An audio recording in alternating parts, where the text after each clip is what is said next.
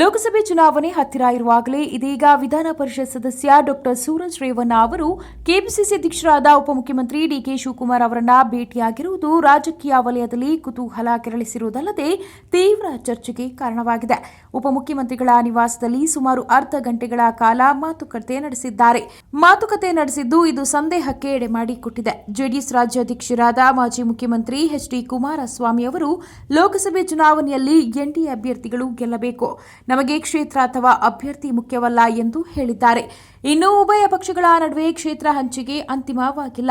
ಜೆಡಿಎಸ್ನಲ್ಲೂ ಅಭ್ಯರ್ಥಿಗಳ ಆಯ್ಕೆ ಅಂತಿಮವಾಗಿಲ್ಲ. ಈ ಸಂದರ್ಭದಲ್ಲಿ ಸೂರಜ್ ಅವರು ಶಿವಕುಮಾರ್ ಅವರನ್ನ ಭೇಟಿಯಾಗಿರುವುದು ರಾಜಕೀಯವಾಗಿ ಸಂಚಲನ ಮೂಡಿಸಿದೆ. ಮಾತ್ರವಲ್ಲ, ಹಲವು ರೀತಿಯ ಚರ್ಚೆಗೂ ಆಸ್ಪದ ನೀಡಿದಂತಾಗಿದೆ.